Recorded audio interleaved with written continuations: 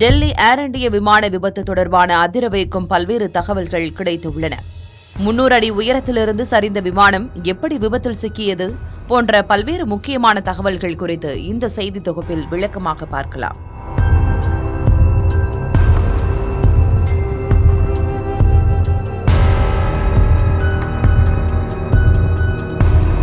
Thailand நாட்டில் உள்ள புக்கெட் என்ற தீவிலிருந்து டெல்லிக்கு AI-2379 என்ற ஏர் இண்டியா விமானம் வந்தது.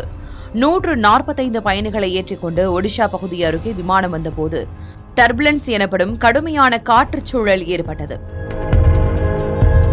இந்த சூழலில் சிக்கிய அந்த விமானம் எதிர்பாராத விதமாக நடுவானில் 300 அடி உயரம் வரை கீழே சரிந்தது.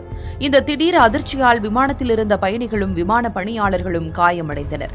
இதையடுத்து அந்த விமானம் டெல்லிக்கு வந்த பிறகு அதிலிருந்து பயணிகளும் பணியாளர்களும் மருத்துவமனையில் அனுமதிக்கப்பட்டு தீவிர சிகிச்சை பெற்று வருகின்றனர். கடந்த ஆகஸ்ட் 4ஆம் தேதி அன்று நடைபெற்ற இந்த விபத்து நாடு முழுவதும் பெரும் பரபரப்பை ஏற்படுத்தியிருந்தது.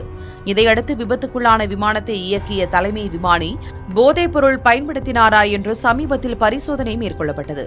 இந்நிலையில் இந்த பரிசோதனையின் முடிவில் அந்த விமானி தோல்வி அடைந்திருப்பதாக தற்போது தகவல் வெளியாகியுள்ளது.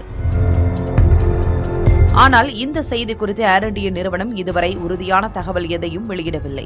பரிசோதனைகள் நெறிமுறைகளின்படி மேற்கொள்ளப்பட்டாலும் அதன் அதிகாரப்பூர்வ முடிவுகள் தங்களுக்கு இன்னும் முறையாக பகிரப்படவில்லை என்றும் அதனால் அது பற்றி இப்போது கருத்து தெரிவிக்க முடியாது என்றும் விமான நிறுவனம் தெரிவித்துள்ளது. இதற்கிடையே இந்த சம்பவம் குறித்து சிவில் விமான போக்குவரத்து இயக்குநரகம் தீவிர விசாரணை நடத்தி வருகிறது. அவசர சூழலை விமானிகள் கையாண்ட முறை மற்றும் விமானம் ஏன் அருகில் உள்ள வேறு விமான நிலையத்திற்கு மாற்றப்படவில்லை போன்ற பல்வேறு கோணங்களில் விசாரணை நடந்து வருகிறது.